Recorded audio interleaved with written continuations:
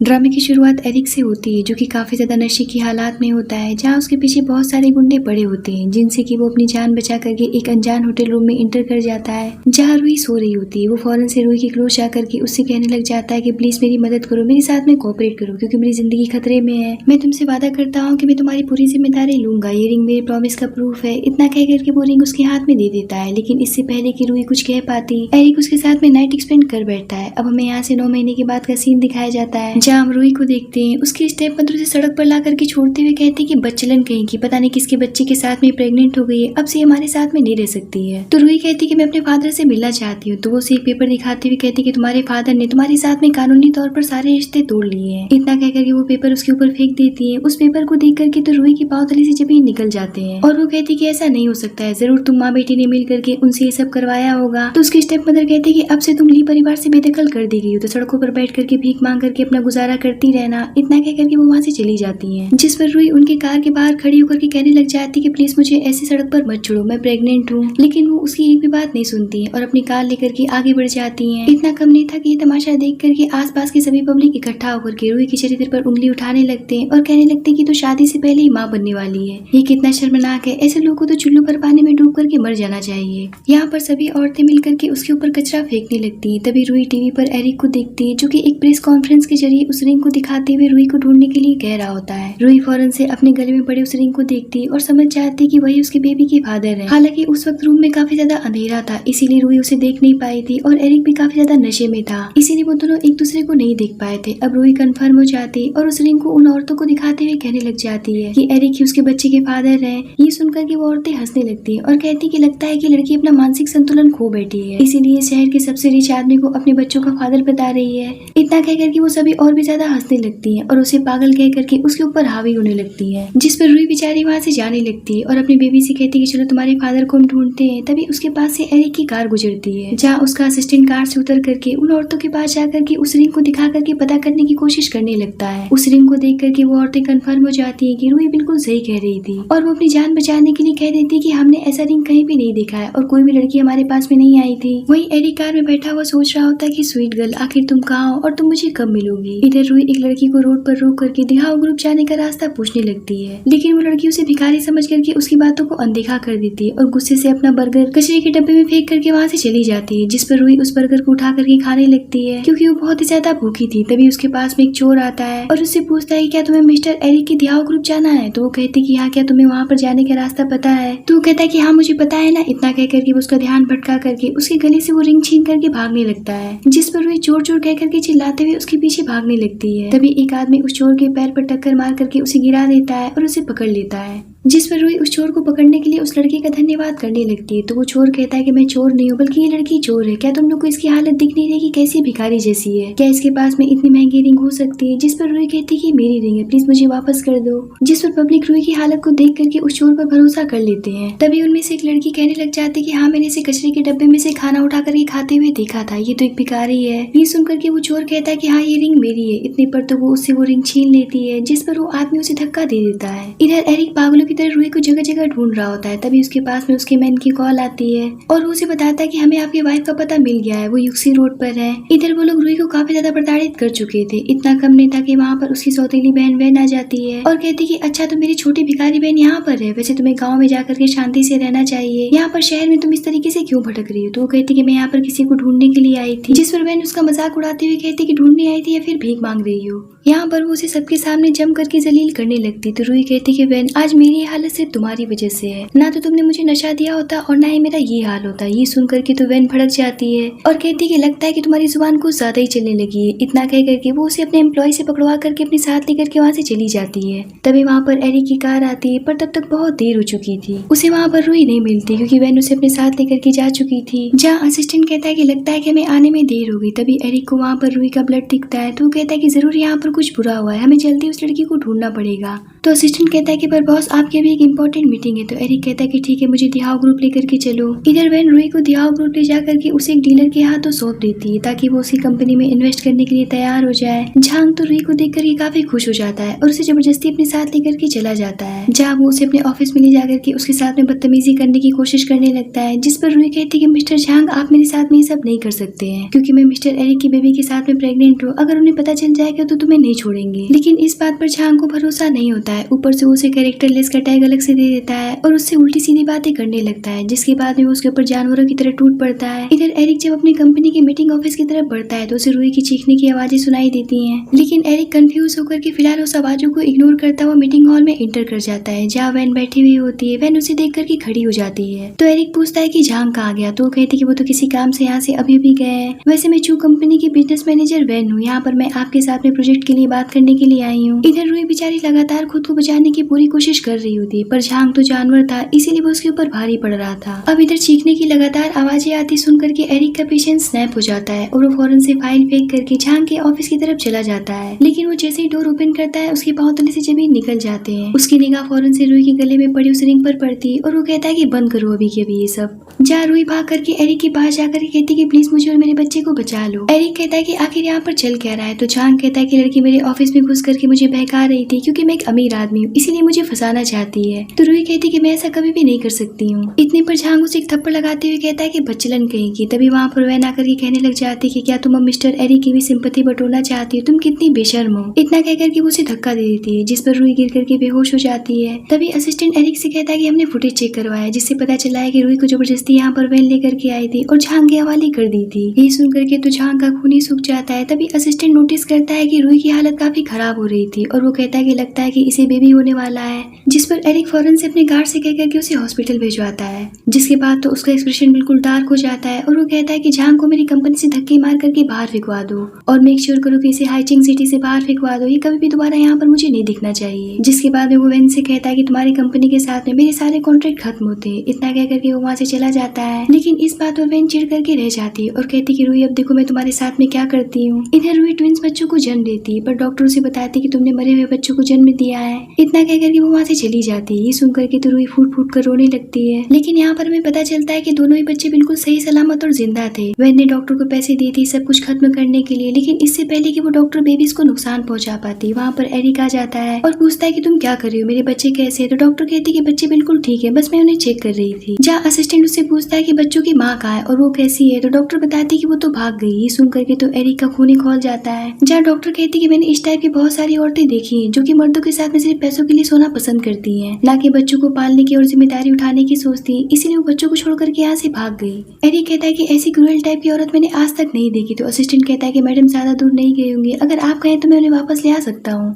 तो एरिक कहता है कि जो अपने न्यू बॉर्न बेबीज को छोड़ करके भाग गई वो मेरी वाइफ कैसे बन सकती है। इधर रूही बाहर आकर के अपने बच्चों के खोने के दुख में फूट फूट कर रो रही होती है। अब जैसा कि उसने बेबीज को जन्म दिया था, इसीलिए वो शारीरिक तौर पर काफी कमजोर हो गई थी और बहुत ही नाजुक स्टेज पर थी, इसीलिए वो वहीं पर बेहोश हो जाती, जिसे देख करके वहाँ पर भीड़ लग जाती है। इधर एरिक अपने दोनों बच्चों के साथ में बाहर निकलता है और उस भीड़ को देखने लगता है, पर फिर वो उस भीड़ को इग्नोर करके आगे निकल जाता है। तभी वहाँ पर एरिक के अंकल अपने बेटे के साथ में आते हैं और कहने लग जाते हैं कि हमें पता चला है कि एक अननोन औरत ने तुम्हारे बच्चों को जन्म दिया है और यहाँ से भाग गई है, पर याद रखना कि इन नाजायज बच्चों की वजह से हमारे हो परिवार की इज्जत मिट्टी में मिल जाएगी, इसीलिए हमने फैसला किया कि आज से तुम हमारे परिवार के सदस्य नहीं रहोगे। जिस पर एरिक कहता है कि आज ये जो भी कुछ हो रहा है इन सब के जिम्मेदार आप है, क्योंकि आपने मुझे नशा दिया था। तो अंकल कहते हैं कि बकवास करना बंद करो, ये सब मैं नहीं जानता हूँ और अब से हो परिवार की सारी संपत्ति मेरे बेटे के नाम होगी। इतना कहकर के वो वहाँ से चले जाते हैं। जहाँ असिस्टेंट कहता है कि बॉस अब आप क्या करेंगे। तो एरिक कहता है कि जो भी कुछ इन्होंने मेरे साथ में चाल चली इन्हें उसकी भारी कीमत चुकानी पड़ेगी। अब हमें यहाँ से 5 साल के बाद का सीन दिखाया जाता है, जहाँ रूही का फियांसे उससे कहता है कि कल हम शादी कर लेंगे, तो आज तुम जल्दी से जाकर के अपनी मदर को श्रद्धांजलि दे आओ। तो रूही कहती है कि तुम ठीक कह रहे हो। इतना कहकर के वो वहाँ से चली जाती है। तभी वहाँ पर वैन आती है और उससे कहती है कि हस्बैंड इतनी बर्तुली उसे अपने करीब खींच लेता है और उसके साथ में रोमांस करने लगता है। इधर रूही जैसे ही बाहर निकलती तभी उसे याद आता है कि उसने अपना सेलफोन अंदर ही छोड़ दिया है, इसीलिए वो अपना सेलफोन लेने के लिए वापस से अंदर जाती है। जहाँ वो उन दोनों को इस तरीके से साथ में देख करके शॉक रह जाती है। जहाँ वैन ली से कहती है कि तुम्हें डर नहीं लगता है क्या कि अगर उसे पता चल जाएगा कि हम ऑलरेडी लवर्स हैं तो वो क्या करेगी। तो वो कहता है कि मैं 5 सालों से जेंटलमैन होने का नाटक करता आ रहा हूँ, बस कल एक बार मेरी उससे शादी हो जाए ताकि उसकी माँ के संपत्ति मेरे नाम हो जाए, फिर मैं उसे डिवोर्स देकर के तुमसे शादी कर लूंगा। इनकी ये सारी बातें रूही अपने मोबाइल में रिकॉर्ड कर लेती है और कहती कि अब देखो कि मैं तुम दोनों को कैसे बर्बाद करती हूँ। और यही सोच करके वो अपना गेटअप चेंज करके ली के अंकल की कार की तरफ बढ़ने लगती। इधर कार में एरिक काफी नशे में धुत बैठा होता है और वो अपने असिस्टेंट को कॉल करके कहता है कि मैं बहुत ही ज्यादा ड्रंक हो गया हूँ, प्लीज मुझे फौरन से पिकअप करने के लिए आ जाओ। पर तब तक तो रूही कार में बैठ जाती है और एरिक को सेड्यूस करते हुए सोचने लग जाती है कि अंकल मैं आपको इतना मजबूर कर दूंगी कि आप खुद इस शादी को रोकने के लिए आएंगे। एरिक सोचता है कि इसकी खुशबू इतनी जानी पहचानी से क्यों लग रही है। यहाँ पे नशे में धुत होने की वजह से वो खुद पर कंट्रोल नहीं रख पाता है और उसके साथ में नाइट एक्सपेंड कर बैठता है, जिसके बाद में उसे 5 मिलियन का क्रेडिट कार्ड ऑफर करता है। तो रूही कहती है कि मैं आपकी दुल्हन बनना चाहती हूँ, मुझे आपके भतीजे में कोई भी इंटरेस्ट नहीं है, तो मैं चाहती हूँ कि आप इस शादी को रोकें। इतना कह करके वो वहाँ से चली जाती है। एरिक तो उसे शॉकिंग भरी निगाहों से देखता ही रह जाता है। तभी वहाँ पर असिस्टेंट एरिक की गार्ड के साथ में उसे रिसीव करने के लिए आता है। तभी एरिक के पास में उसकी मदर की कॉल आती है, जो कि उससे कहने लग जाती है कि नालायक कहे कि आखिर मैं कब तक तुम्हारे दोनों बच्चों को संभालती रहूंगी, जल्दी से इनकी मदर को ढूंढ करके ले आओ वरना मैं तुम्हारी टांगे तोड़ दूंगी। तो एरिक कहता है कि मैं उस औरत को कभी भी ढूंढ करके नहीं ले आऊंगा, क्योंकि वो मेरे बच्चों को छोड़ करके भाग गई थी। तो आंटी कहती कि मुझे ये सब नहीं पता है, पर अब चुनौटन अपनी माँ के बिना नहीं रह सकते हैं। इस बात पर दोनों बच्चे भी एग्री करते हैं। अब इस बात से एरिक काफी परेशान हो जाता है। तो असिस्टेंट कहता है कि लगता है कि इस बार आपकी मदर काफी सीरियस है।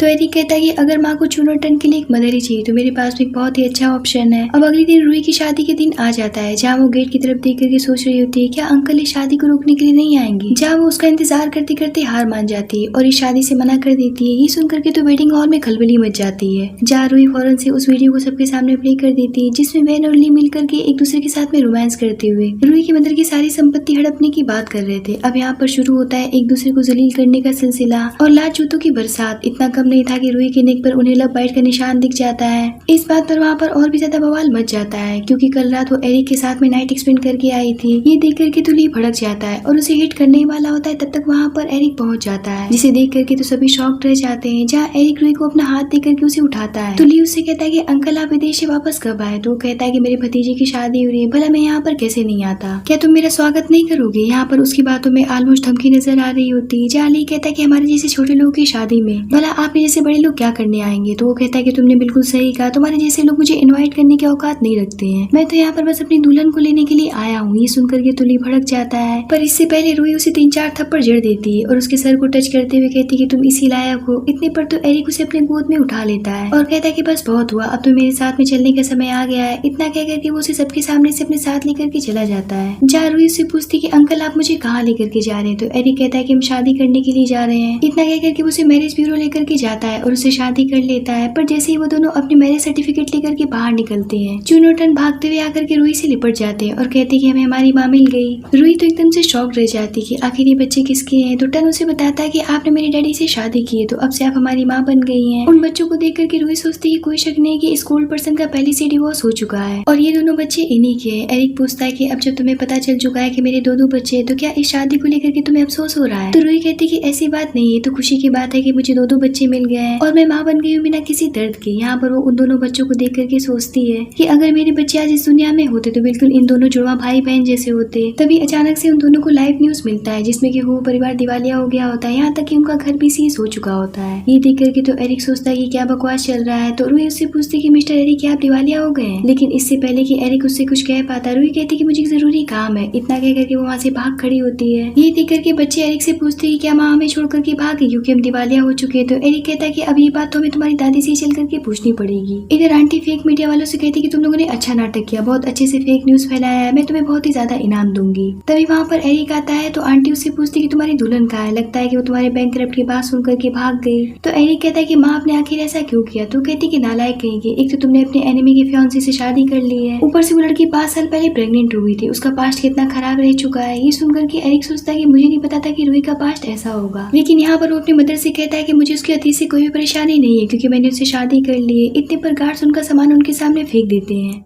तो एरिक पूछता है कि ये क्या है। तो उसकी मदर कहती है कि 1 महीने तक दिवालिया होने का नाटक करो, मैं देखना चाहती हूँ कि वो तुम्हारे साथ में कैसा व्यवहार करती है और तुम्हारे बच्चों के साथ में कैसा व्यवहार करती है। अगर वो मेरी सोच पर खरी उतर गई तो मैं उसे अपनी बहू एक्सेप्ट कर लूंगी, वरना तुम उसे तलाक दे करके इन बच्चों की असली माँ को ढूंढ करके ले आओगे। अब गार्ड्स उनका सारा सामान कैमरे के सामने उठा करके फेंक देते हैं और कहते हैं कि यहाँ से चली जाइए। ये सब कुछ रूही अपने मोबाइल में देख रही होती है, जहाँ वो अपना ऑटो रिक्शा लेकर के निकल पड़ती है। इधर सारा काम होने के बाद में नाटक ग्रुप का लीडर एरिक से पैसे मांगने लगता है। तब तक रूही वहाँ पर पीछे से आकर कहती कि क्या कहा तुम लोगों ने नाटक। तो एरिक कहता है कि लगता है कि तुमने गलत सुन लिया, ये मेरी कंपनी के लोग हैं जो कि अपना बकाया पैसा लेने के लिए आए हैं। इतना कहकर के वो उसे पैसे दे देता है। रूही सोचती कि मैंने कभी सपने में भी नहीं सोचा था कि हाईचिंग का सबसे रिच पर्सन एक दिन में दिवालिया हो जाएगा। रूही कहती कि मुझे पता है कि आप लोग के पास में रहने के लिए कोई भी जगह नहीं, इसलिए मैं आप लोग को लेने आई हूँ। ये सुनकर के तो बच्चे हंसी खुशी जाकर के ऑटो रिक्शा पर बैठ जाते हैं, पर बेचारा एरिक ऑटो रिक्शा देख करके तो पूरी तरीके से सदमे में चला जाता है। तो रूही कहती कि मेरे पास यही गाड़ी है। अब एरिक जैसे तैसे करके उस गाड़ी में बैठ जाता है। जहाँ रूही उन्हें अपने साथ अपने घर लेकर के चली जाती है। बच्चे भी घर देख करके काफी खुश हो जाते हैं, पर जब एरिक नहा करके निकलता है तो रूही उसे बहुत ध्यान से देखने लगती है और एरिक भी रूही को बहुत ही ज्यादा ध्यान से देखने लगता है, जिसे देख करके बच्चे इस सिचुएशन को समझ जाते हैं और वो फौरन से रूही को एरिक की तरफ धक्का दे देते हैं, जिस पर एरिक उसे पकड़ लेता है। इतने पर वो दोनों बच्चे बाहर भाग जाते हैं और बाहर से रूम को लॉक कर देते हैं। इस बात पर रूही काफी परेशान हो जाती है और एरिक भी उनसे दरवाजा खोलने के लिए कहने लगता है, पर दोनों बच्चे उनकी एक बात नहीं सुनते और वहाँ से भाग जाते हैं। रूही देखती है अब कोई भी रास्ता नहीं बचता है, इसीलिए वो उससे कहती है मैं फर्श पर ही सो जाऊंगी। इतने पर एरिक उससे बिना कुछ कहे उसे उठा करके बेड तक ले जाता है। रूही को लगता है कि वो जरूर उसके साथ में कुछ करने वाला है, इसीलिए वो फौरन से पीछे हट जाती। तो एरिक उसे करीब जाकर के कहता है कि घबराओ मत, आज रात में तुम्हारे साथ में कुछ भी नहीं करूंगा। इतना कहकर के वो उससे दूर हो जाता है। रूही सोचती कि बड़ी अजीब बात है, वो मुझसे दूर हो गया तो मुझे इतना बुरा क्यों लग रहा है। इधर एरिक की मदर का इन सभी चीजों से मन नहीं भरता है, इसीलिए वो रूही की कंपनी अगले दिन क्लीनर की ड्रेस पहन करके पहुंच जाती है, क्योंकि वो उसे परखना चाहती थी और वो उसे जानबूझ के टकरा करके उसके ऊपर सारा इल्जाम थोप करके उसके ऊपर बरस पड़ती है, जिस पर रूही उनके साथ में बहुत प्यार से पेश आती है और उन्हें उठा करके अपने साथ अपने ऑफिस के अंदर ले जाती है, जहाँ वो उन्हें इज्जत के साथ में चेयर पर बैठाती है और कहती है ये मेरा ऑफिस है, आप यहाँ पर आराम करिए, मैं आपके लिए पानी लेकर के आती हूँ। इतना कहकर के वो वहाँ से जाने लगती है, पर तभी रास्ते में उसे वैन और ली मिल जाते हैं, जहाँ वैन एरिक के बैंकरप्ट होने के लिए उसे ताना मारने लगती है। इतने पर रूही गुस्से में उसे धक्का मार देती है और कहती है कि तुम्हारी हिम्मत भी कैसे होगी मेरी माँ की कंपनी में एंटर करने की, ये मत भूलो कि तुम एक मिस्ट्रेस हो। इस बात पर वैन भड़क जाती है और कहती है कि मैं यहाँ की शेयर होल्डर हूँ, तो मैं यहाँ पर क्यों नहीं आ सकती हूँ। वैसे भिखारी बुढ़िया कौन है जिसे तुम ऑफिस में ले आकर के बिठाई हो। ये सुनकर के कंपनी के एम्प्लॉयज भी कहने लग जाते हैं कि ये तो एक क्लीनर है, आखिर ये यहाँ पर क्या कर रही है, इसकी वजह से हमारे बीच में इन्फेक्शन फैल सकता है। इस बात पर रूही आंटी का जम करके सपोर्ट करती है और उन सभी का मुंह बंद हो जाता है। यहाँ पर आंटी उसे थोड़ा बहुत इम्प्रेस होने लगती है, लेकिन यहाँ पर ली आंटी से उलझ जाता है और उन्हें अपने गार्ड से पकड़वा करके उन्हें बाहर फेंकने का ऑर्डर दे देता है, जिस पर आंटी कहती है कि तुम मुझे जानते भी कि मैं आखिर कौन हूँ, मैं चाहूँ तो तुम्हारी कंपनी को चुटकियों भर में सड़क पर ला सकती हूँ। ये सुनकर के तो रूही काफी हैरान हो जाती है, पर उनकी बातों पर कोई भी विश्वास नहीं कर रहा होता है। जहाँ वो बताती कि वो कंपनी कभी भी बैंकरप्ट नहीं हुआ था, ये तो फेक न्यूज था,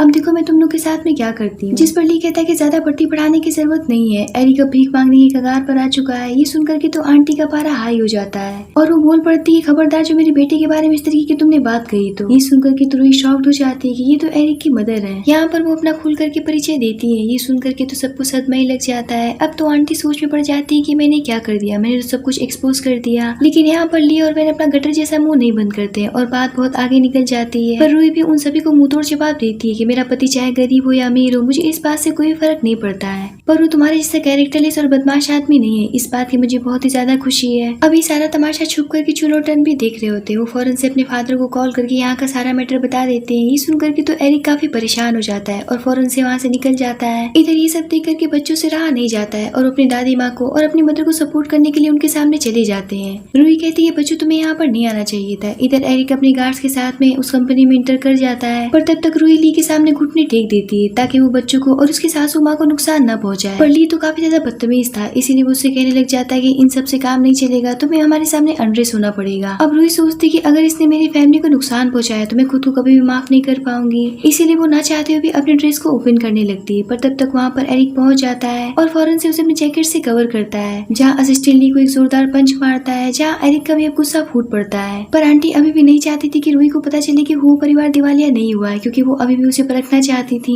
इसीलिए वो उसे सच बताने से रोकती हुई दिवालिया होने का नाटक करने लगती है। जहाँ बच्चे ली से कहते कि मेरे फादर और मदर आप लोगों के अंकल और आंटी हैं, पर आप दोनों ही अपने से बड़े लोग की इंसल्ट कर रहे हैं, आप लोग को तो नरक में ही सजा मिलेगी। इतना कहकर के वो वहाँ से चले जाते हैं। जहाँ रूही अब आंटी को भी अपने साथ अपने घर लेकर के चली जाती है, पर जैसे आंटी घर के अंदर इंटर करती है वो भड़क जाती है और कहने लग जाती है कि इतने छोटे और घटिया घर में मेरे ग्रैंड चाइल्ड कैसे रह सकते हैं, क्या तुम इनके लिए बड़ा घर नहीं खरीद सकती हो, क्या तुम्हें अपने पैसों से इतना प्यार है। इतना कहकर के वो सोचती कि अब तो अपना असली रूप दिखा करके रहेगी। रूही सोचती की बात तो ये सही कह रही है, क्योंकि मेरी फैमिली बढ़ गई है तो मुझे घर भी बड़ा ही लेना होगा। जहाँ वो आंटी से कहती कि ठीक है हम बड़ा घर खरीदेंगे। ये सुनकर के तो वो शॉक रह जाती है। जहाँ रूही उस रिंग को देखते हुए सोचने लग जाती है कि अब इस रिंग का मेरी जिंदगी में कोई भी काम नहीं रह गया, तो मैं इसे बेच करके नया घर खरीद लूंगी। पर एरिक अपनी मदर की बातों को सुनकर के काफी परेशान हो जाता है और वो ऑफिस जाकर के अपने असिस्टेंट से कहता है कि जैसा मैंने प्लान बताया है ठीक उसी तरीके से इस पर अमल करना, और रूही को इस बारे में पता नहीं चलना चाहिए कि मैंने पहले से ही घर का पेमेंट कर दिया है। जिस पर असिस्टेंट मुस्कुराते हुए कहता है कि बॉस मुझे ऐसा क्यों लगता है कि आप प्यार में पड़ गए हैं। ये सुनकर के एरिक कहता है कि मुझे ऐसा क्यों लग रहा है कि तुम्हें आशिकी के बारे में कुछ ज्यादा ही नॉलेज हो गया है, अब मुझे ऐसा लगता है कि तुम्हें अफ्रीका ट्रांसफर करना पड़ेगा। ये सुनकर के असिस्टेंट वहाँ से भाग खड़ा होता है। अब रूही जैसे ही घर खरीदने के लिए अंदर जाती है, वहाँ का मैनेजर उसे बताता है कि आप हमारे यहाँ के सभी ग्राहक है, तो बॉस ने कहा है कि आपको हमारी तरफ से घर फ्री में मिलेगा। ये सुनकर के तो रूही हैरान रह जाती है और कहती है कि यार मुझे कुछ सही नहीं लग रहा है, कहीं ये फ्रॉड तो नहीं है। ये सुनकर के आंटी समझ जाती है कि जरूर ये सब एरिक का ही किया धरा है। इधर एरिक मॉनिटर पर बैठ करके सारा नजारा देख रहा होता है और वो वहाँ के ऑनर से कहता है कि तुम्हारे यहाँ का मैनेजर कितनी घटिया एक्टिंग कर रहा है, जिसकी वजह से रूही को यकीन तक नहीं हो रहा है। अब बच्चे भी अपने फादर से मिले हुए थे, इसीलिए वो रूही को कन्विंस करने लगते कि अंकल बिल्कुल भी फ्रॉड नहीं लग रहे हैं। अब जैसे तैसे करके ये मामला एरिक संभालता है और फाइनली रूही न्यू घर खरीद लेती है और वो आंटी और बच्चों को लेकर के वहाँ पर पहुंच जाती है। जहाँ रूही उस घर का सबसे प्रीमियम रूम आंटी को दे देती है, पर आंटी का तो नफरत कम ही नहीं हो रहा होता है क्योंकि सास तो सास ही होती है। और यहाँ पर वो सोच रही होती कि इसे लगता है कि मैं इसकी काइंडनेस से इम्प्रेस हो जाऊंगी, लेकिन मैं इन बच्चों की असली माँ को ढूंढ करके रहूंगी क्योंकि मुझे इनके लिए सौतेली माँ नहीं चाहिए। तभी वहाँ पर एरिक आता है तो रूही उसे खुश होकर के घर के बारे में बताने लगती है। अब उसे क्या पता था कि ये सारा काम एरिक ने किया है। जिसके बाद में रूही सबसे डिनर के बारे में पूछती है तो एरिक बताता है कि बच्चों को झींगा से एलर्जी है। ये सुनकर के तो शॉक रह जाती है क्योंकि उसे भी झींगा से एलर्जी थी। ये बात जान करके एरिक को शक होता है कि ये कैसा इत्तेफाक हो सकता है, इसीलिए वो अपने असिस्टेंट से 5 साल पहले वाली लड़की के बारे में पता करने के लिए कहता है और सोचता है कहीं रूही तो मेरे बच्चों की मदर नहीं है।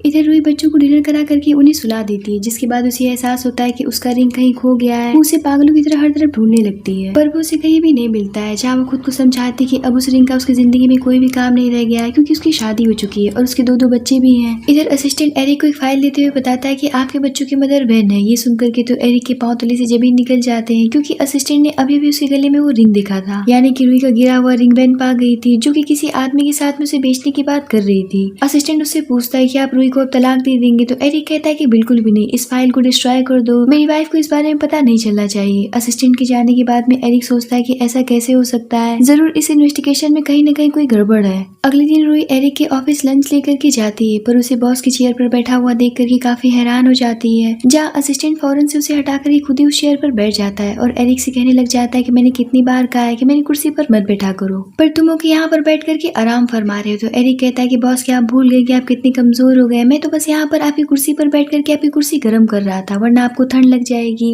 इतना अनलॉजिकल झूठ सुन करके तो असिस्टेंट का स्माइल फेड हो जाता है और वो सोचने लग जाता है कि अब ये क्या था। रूही भी हाँ में हाँ मिलाते हुए कहती कि सही बात है, आप दिखने में काफी कमजोर लग रहे हैं। तो असिस्टेंट कहता है कि आपने बिल्कुल सही कहा, मैं बहुत ही ज्यादा कमजोर हो गया हूँ काम कर करके। रूही कहती कि मैं यहाँ पर आप दोनों के लिए लंच लेकर के आई थी। इतना कहकर के वो असिस्टेंट को भी लंच बॉक्स देती है। ये देख करके तो एरिक की जेलसी का कोई भी ठिकाना नहीं रहता है, पर असिस्टेंट की तो आंखें चमक उठती है। रूही के जाने के बाद में असिस्टेंट राहत की सांस लेता है और फौरन से उसकी चेयर पर से उठ जाता है। जहाँ एरिक लंच बॉक्स खोलता है तो असिस्टेंट कहता है कि काश कि मुझे भी ऐसी वाइफ मिलती जो कि इतना अच्छा खाना बनाती, पता नहीं आप जैसे खड़ूस इंसान को रूही मैडम कहाँ से मिल गई। एरिक कहता है कि क्या कहा तुमने, इतने पर तो असिस्टेंट वहाँ से भाग खड़ा होता है। इधर रूही एक प्रोजेक्ट के सिलसिले में वांग नाम के क्लाइंट से मिलने के लिए जाती है। अब उसे क्या पता था कि वैन ने उस आदमी को सेट किया था जिसे उसने पैसे देकर के रूही के साथ में नाइट एक्सपेंड करने के लिए कहा था। जहाँ उसके ड्रिंक में कुछ मिला करके रूही को पीने के लिए ऑफर करता है। अब ना चाहते हुए रूही उस ड्रिंक को हिचकिचाते हुए पी जाती है। जहाँ कुछ देर के बाद में उसका असर रूही के ऊपर होने लग जाता है। फिर होना क्या था, ठरकी वांग उसके ऊपर जानवरों की तरह टूट पड़ता है और इसी हाथापाई के चक्कर में रूही के मोबाइल से गलती से एरिक को कॉल लग जाती है और यहाँ पर रूही की चीखने की आवाज सुनकर के वो फौरन से उसकी लोकेशन को ट्रेस करते हुए वहाँ पर पहुंच जाता है और वांग को एक किक मार करके रूही से दूर करता है और फौरन से उसे जैकेट से अपने कवर करता है। तो रूही बताती है कि इसने मुझे कुछ ड्रिंक में मिला करके पिलाया है। ये सुनकर के एरिक अपने गार्ड से कहता है कि रूही को सेफली घर पहुंचाओ। जहाँ गार्ड उसे अपने साथ में लेकर के चले जाते हैं। तभी असिस्टेंट उसे एक पंच मारता है तो एरिक कहता है कि तुम्हारी हिम्मत भी कैसी होगी मेरी वाइफ को हाथ लगाने की। तो वांग कहता है कि ज्यादा अमीर बनने का दिखावा करना बंद कर दो, मुझे पता है कि तुम पहले से बैंकरप्ट हो चुके हो, ये नकली गार्ड्स लेकर के क्यों घूम रहे हो, इन्हें पैसे कौन देगा।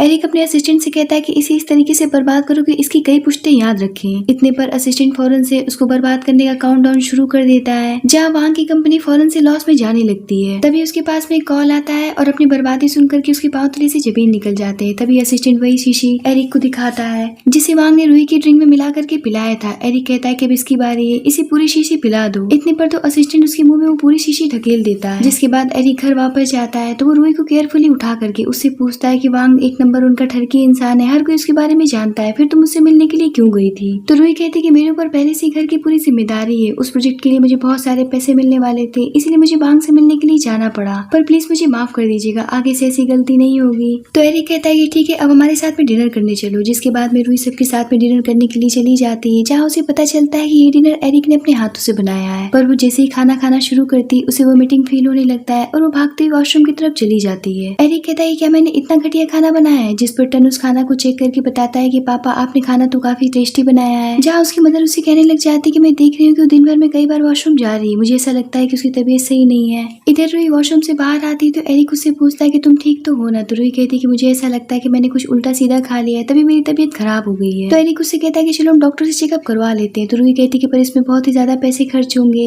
इस बात पर एरिक गुस्सा हो जाता है और उसे जबरदस्ती उठा करके डॉक्टर के पास ले जाता है। जहाँ रूही को चेकअप करवाने के बाद वो दोनों बैठ करके रिपोर्ट आने का इंतजार करने लगते हैं। तभी एरिक के पास में एक इम्पोर्टेंट कॉल आ जाती है, जिसकी वजह से उसे वहाँ से जाना पड़ता है। कुछ देर के बाद में डॉक्टर रिपोर्ट लेकर के आती है और बताती है कि आप प्रेग्नेंट हैं। ये सुनकर के रूही की खुशी का कोई भी ठिकाना नहीं रहता है और वो याद करती है कि तो उसी रात का बेबी है जब उसने एरिक के साथ में कार में नाइट स्पेंड किया था। यहाँ पर वो खुशी खुशी रिपोर्ट लेकर के घर जाने लगती है ताकि वो जल्दी से ये बात एरिक को बता सके। पर जैसे वो घर के अंदर जाती है तो एरिक की मदर को कहता है, वो सुनती कि मैंने सुना है कि तुम्हारे बच्चों की जैविक मदर बहन है। तो एरिक कहता है कि हाँ आपने बिल्कुल सही सुना है। ये सुनकर के तो रूही के ऊपर जैसे पहाड़ ही टूट पड़ता है और यहाँ पर वो अंदर जाती है पर अपनी प्रेगनेंसी वाली बात नहीं बताती है और एरिक से झूठ बोलती थी कि डॉक्टर ने बताया है कि इसे मेरे पेट खराब होने की वजह से हुआ है क्योंकि मैंने कुछ उल्टा सीधा खा लिया था। इतना कह करके वो एरिक के टच से बचते हुए उससे दूर चली जाती है। एरिक को उसका बिहेवियर काफी अजीब लगता है, इसीलिए वो अपने असिस्टेंट को कॉल करके उसकी रिपोर्ट के बारे में पता करने के लिए कहता है। दूसरी तरफ रूही वॉशरूम में आकर के फूट फूट कर रोने लगती है और कहती कि चुनौटन आखिर बहन के बच्चे क्यों निकले, उनकी मदर कोई और क्यों नहीं निकली, मेरा अतीत और मेरे दुश्मन मेरा पीछा क्यों नहीं छोड़ रहे हैं और मुझे ऐसा लगता है कि मैं एरिक से प्यार करने लगी हूँ जो कि मुझे नहीं करना चाहिए, आखिर अब मैं क्या करूँ। अब रूही जैसे अगले दिन अपने ऑफिस जाती तो वहाँ पर वैन और ली पहले से ही खड़े होते हैं। जहाँ वैन उसे देख करके उसे कमेंट करने लग जाती है कि मुझे उम्मीद नहीं थी कि तुम इतनी जल्दी आज ऑफिस आ जाओगी क्योंकि मुझे लगा था कि तुम वांग के साथ में कल रात बिस्तर पर काफी ज्यादा थक गई होगी। ये सुनकर के रूही भड़क जाती है और कहती कि सब तुम्हारा क्या धरा था, 5 साल पहले तुम्हारी माँ ने मुझे इन सभी चक्करों में फंसाया था जिसकी वजह से मेरी जिंदगी बर्बाद हो गई और अब तुम ये सब कर रही हो। इस बात पर ली कहता है कि इतनी घटिया औरत है कि जब ये मेरे साथ में थी तो खुद को छूने तक नहीं देती थी और आज ना जाने किसके साथ में अपना मुंह काला करवाती फिर रही है। तभी उनमें से एक एम्प्लॉय बोल पड़ती कि मिस्टर वांग ने हमारे साथ में सारे कॉन्ट्रैक्ट खत्म कर दिए। इस बात पर ली रूही को एक थप्पड़ मारते हुए कहता है कि लगता है कि उसके साथ में सोई नहीं थी, तभी वांग ने हमारे साथ में सारे कॉन्ट्रैक्ट खत्म कर दिए। तभी उनमें से एक और एम्प्लॉय बोल पड़ता है कि वांग बैंकरप्ट हो रहा है और सड़क पर आ गया है। ये सुनकर के तो वैन भड़क जाती है और उसे इस बात पर यकीन नहीं होता है। यहाँ पर वो गुस्से से रूही को एक पेपर दिखाते हुए कहती कि बोर्ड मेंबर ने डिसाइड किया है कि तुम्हें इस कंपनी से निकाला जाता है। इस बात पर रूही इस पेपर को फाड़ते हुए कहती कि इस कंपनी की स्थापना मेरी माँ ने की थी, इसलिए मैं यहाँ से कहीं भी नहीं जाऊंगी। जिस पर वैन कहती कि मैं भी देखती कि तुम यहाँ से कैसे नहीं निकलती हो। इतना कहकर के वो उसे वहाँ के एम्प्लॉय से पकड़वा लेती है जिसकी वजह से रूही का बैग गिर जाता है और प्रेगनेंसी रिपोर्ट बाहर आ जाता है जिसे वैन उठा करके देख लेती है और उस रिपोर्ट को देखने के बाद में वैन और ली मिलकर के उसे सबके सामने जलील करने लगती है, कहते हुए कि पता नहीं किसका बेबी लेकर के घूम रही है, जरूरी नहीं कि एरिक का ही हो क्योंकि ये तो शुरू से ही बच्चलन रही है। यहाँ पर वैन उसे धमकी देते हुए कहती कि तुम खुद से इस कंपनी को छोड़ करके बाहर जाओगी या फिर हम तुम्हें लात मार करके यहाँ से बाहर निकालें। अब तुम सोच लो कि वो किक तुम्हारे पेट पर भी पड़ सकता है। इतने पर ली उस पर अटैक कर देता है जिसकी वजह से रूही गिर जाती है। वहीं असिस्टेंट एरिक के पास आता है और बताता है कि हमने अस्पताल जाकर के पता किया जहाँ हमें पता चला है कि आपकी वाइफ प्रेग्नेंट है। ये सुनकर के तो एरिक पूरी तरीके से शॉक्ड रह जाता है। तभी वहाँ पर गार्ड भागता हुआ आता है और बताता है कि आपकी वाइफ खतरे में है क्योंकि उसे वैन और ली मिलकर के बुली कर रहे हैं। ये सुनकर के एरिक फौरन से वहाँ से निकल जाता है। इधर वैन और ली मिलकर के रूही को इतना ज्यादा परेशान कर रहे होते हैं कि वो बहुत बुरी तरीके से जख्मी हो चुकी होती है। जहाँ वैन उसके कान में कहती कि तुम्हें पता है जिन बच्चों को 5 साल पहले तुमने जन्म दिया था वो बच्चे मरे नहीं थे। ये सुनकर के तो शॉक रह जाती है। जहाँ वैन कहती कि अगर तुम उनके बारे में जानना चाहती हो तो फौरन से सारे शेयर्स मेरे नाम पर ट्रांसफर कर दो। इतना कहकर के उसे पेपर साइन करने के लिए देती है जिस पर रूही कहती कि हाँ मैं इस पर साइन करने के लिए तैयार हूँ पर मेरे बच्चों के बारे में प्लीज मुझे बता दो। इतना कहकर के उस पर साइन कर देती है और उसके सामने गिड़गिड़ाते हुए उसे पूछने लग चाहती है कि प्लीज मेरे बच्चों के बारे में मुझे बता दो। तो वैन कहती है कि जब तुमने उन्हें जन्म दिया था तो वो बिल्कुल ठीक थे, पर मैंने उनका काम तमाम करवा करके उन्हें कचरे के डब्बे में फेंकवा दिया था। ये सुनकर के तो रूही का गुस्सा उस पर फूट पड़ता है और वो वैन के ऊपर टूट पड़ती है, जिस पर ली उसे धक्का दे देता है, जिसकी वजह से वो गिर जाती है और उसकी कंडीशन काफी खराब हो जाती है। तभी वहाँ पर एरिक भागता हुआ आता है, तो रूही उससे कहती है कि प्लीज मेरी बेबी को बचा लो। तो एरिक उससे कहता है कि घबराओ मत, तुम्हें कुछ भी नहीं होगा और हमारे बच्चे को भी कुछ नहीं होगा। अब यहाँ पर फाइनली एरिक के सब्र का बांध टूट जाता है और वो अपने असिस्टेंट से कहता है कि इनकी बर्बादी का काउंटडाउन शुरू कर दो और इन्हें ऐसा सबक सिखाओ कि जिंदगी भर याद रखें। तो ली कहता है कि लगता है कि बैंकरप्ट होने के बाद में आप अपना दिमागी संतुलन खो चुके हैं। वैसे भी हमारा दिहाओ ग्रुप के साथ में कॉन्ट्रैक्ट हो चुका है, जिसकी वजह से हमें कोई भी बर्बाद नहीं कर सकता है। अब उन्हें क्या पता था कि वो विदेशी कंपनी भी एरिक की है। यहाँ पर एरिक उन्हें बताता है कि वो कंपनी भी मेरी ही है। ये सुनकर के वो दोनों उसकी बातों पर यकीन नहीं करते, ऊपर से उसे मेंटली डिस्टर्ब कहने लग जाते हैं। तभी वैन और ली के पास में कॉल आता है और उन्हें पता चलता है कि सभी बड़ी कंपनियां उनकी कंपनी के साथ में सारे कॉन्ट्रैक्ट खत्म कर रहे हैं। यहाँ तक कि दिहाओ ग्रुप ने भी अपना हाथ पीछे खींच लिया है। ये सुनकर के वो दोनों सदमे में चले जाते हैं और एरिक से पूछते कि सब आपने कैसे किया। तो एरिक कहता है कि मैं कभी बैंकरप्ट हुआ ही नहीं था। इस बात पे उन दोनों को सदमा लग जाता है और रूही भी काफी हैरान रह जाती है। जहाँ वैन सोचने लग जाती है कि अगर यही दिहाओ ग्रुप के प्रेसिडेंट है तो ये रिंग भी इन्हीं का होगा, और यही सोचकर के वो फौरन से उसके पास जाकर के कहने लग जाती है कि आप जिस रिंग वाली लड़की को ढूंढ रहे हैं वो मैं ही हूँ, क्योंकि वो रिंग मेरे पास है। मैं मानती हूँ कि मैंने इस निठल्ली ली से शादी कर ली है, पर मैं इसे जल्दी ही डिवोर्स दे दूंगी। यहाँ पर एरिक एकदम से हैरान और परेशान रह जाता है, क्योंकि वो वैन की शक्ल तक देखना पसंद नहीं करता था। पर जैसे ही रूही उस रिंग को देखती है तो उसके हाथ से उस रिंग को छीन करके कहती कि ये तुम्हें कहाँ से मिला, ये तो मेरा है। इस बात पर वैन चुड़ैल की तरह चिल्लाने लगती है और कहने लग जाती है कि जल्दी से एरिक को तलाक दे दो, वरना मुझसे बुरा कोई भी नहीं होगा, क्योंकि तुम इतना अमीर आदमी डिजर्व नहीं करती हो। लेकिन यहाँ पर रूही उसकी बातों को इग्नोर करते हुए इस बात का अंदाजा लगाने लगती कि अगर उसने एरिक की जुड़वा बच्चों को 5 साल पहले जन्म दिया था तो वो बच्चे चून और टन होंगे। और वो यहाँ पर एरिक से उस होटल का नाम बता करके, उस डेट के बारे में बता करके, वहाँ के बारे में सारी सिचुएशन बता करके उसे कंफर्म करने लगती है और पूछती है क्या आप ही थे वो जिसने मुझे रिंग दिया था। तो एरिक कहता है कि हाँ, पर तब तक रूही बेहोश हो जाती। इस बात पर एरिक के गुस्से का कोई भी ठिकाना नहीं रहता है और वो वैन और ली को पुलिस के हवाले करने का ऑर्डर दे देता है, जिसके बाद एरिक उसे फौरन से हॉस्पिटल लेकर के चला जाता है। अब यहाँ पर सभी को इस बात का कंफर्मेशन हो जाता है कि एरिक के बच्चों की असली माँ रूही है। कुछ देर के बाद में रूही होश में आती है और पूछती कि मेरा बच्चा कैसा है। तो आंटी बताती कि बच्चा बिल्कुल ठीक है। तभी रूही एरिक की तरफ गुस्से से देख करके उससे कहती कि मुझे आपसे डिवोर्स चाहिए। आखिर आप लोगों ने मुझे समझ क्या रखा था जो इतना बड़ा गेम मेरे पीठ पीछे खेल रहे थे। मैं इन सभी चीजों को लेकर के कितना परेशान थी। तो आंटी कहती कि सब मेरा किया धरा है, इसमें एरिक की कोई भी गलती नहीं, क्योंकि मैं सिर्फ बच्चों की असली माँ चाहती थी। अगर तुम्हें सजा देनी है तो तुम मुझे दो, एरिक को मत देना। लेकिन इतनी पर भी रूही अपना फैसला नहीं बदलती है। तभी वहाँ पर दोनों बच्चे आकर के रूही से कहने लग जाते हैं कि माँ हमें छोड़ करके मत जाना। तो रूही उन्हें समझाती कि बेटा माँ भी बहुत परेशान है, इसलिए मुझे कुछ समय चाहिए। इतना कह करके वो वहाँ से चली जाती है। अगले दिन रूही जब अपने ऑफिस जाती है तो वहाँ पर असिस्टेंट आता है और बताता है कि मिस्टर एरिक ने अपना सब कुछ आपके और बच्चों के नाम कर दिया है और आपकी मदर की कंपनी को भी स्टेबल कर दिया है। ये सुनकर के तो वो शॉक रह जाती है। जहाँ असिस्टेंट बताता है कि बॉस आपसे बहुत प्यार करते हैं, वो आपके अलावा आज तक कभी किसी लड़की को आंख उठा करके भी नहीं देखे हैं। तभी वहाँ पर दोनों बच्चे आते हैं और उनके फादर को रूही से माफ करने के लिए रिक्वेस्ट करने लगते हैं। यहाँ पर वो अपने दोनों बच्चों का मुंह देख करके और एरिक के प्यार और समर्पण को देख करके पिघल जाती है और अपने दोनों बच्चों को लेकर के खुशी खुशी घर जाने लगती है। पर तभी ली और वैन को हम देखते हैं जो कि जेल से भाग करके बाहर आ चुके थे और वो बड़ी चालाकी से रूही को किडनैप कर लेते हैं। लेकिन जब ये खबर एरिक को मिलती है तो वो बौखला जाता है। इधर वैन रूही से इस कदर जलन में अंधी हो चुकी थी कि वो बहुत बुरी तरीके से उसे मारने पीटने लगती है। पर तब तक वहाँ पर एरिक अपने गार्ड्स के साथ में पहुंच जाता है और रूही को उन सभी से बचा लेता है और उन सभी को अपने गार्ड से पकड़वा करके उन्हें वापस से जेल भेजने के लिए कहता है। लेकिन इस बार ली के फादर भी इन सभी चीजों में शामिल थे। पर तब तक तो वैन रूही के ऊपर हमला कर देती है, जिस पर एरिक पलट जाता है, जिसकी वजह से रूही तो बच जाती है, लेकिन वो बहुत बुरी तरीके से जख्मी हो जाता है और बेहोश हो जाता है, जिसे देख करके रूही फूट फूट कर रोने लगती है। जिसके बाद में उसे फौरन से हॉस्पिटल में एडमिट करवाया जाता है। कुछ देर के बाद में डॉक्टर आके बताती है कि घबराने की कोई भी जरूरत नहीं, ये कुछ देर में होश में आ जाएंगे। ये सुन करके आंटी और असिस्टेंट उन दोनों को अकेला छोड़ करके वहाँ से चले जाते हैं। एरिक जब होश में आता है तो वो उससे पूछता है क्या तुमने मुझे माफ कर दिया। तो रूही कहती कि मैंने तो आपको बहुत पहले ही माफ कर दिया था। इतने पर एरिक उसे बहुत प्यार से किस करता है, जिन्हें छुप करके असिस्टेंट और आंटी देख करके काफी खुश हो रहे होते हैं। अब हमें यहाँ से 9 महीनों के बाद का सीन दिखाया जाता है, जहाँ रूही का बेबी बम बिल्कुल साफ दिख रहा होता है और पूरी फैमिली हंसी खुशी साथ में होती है। तभी रूही को लिवर पेन उठता है, जिसे देख करके दोनों बच्चे भी काफी एक्साइटेड हो जाते हैं, ये सोच करके कि अब उनका भाई या बहन आने वाला है। जहाँ ली उसे फौरन से हॉस्पिटल लेकर के चला जाता है और इसी के साथ में इस ड्रामे के पर हैप्पी एंडिंग होती है।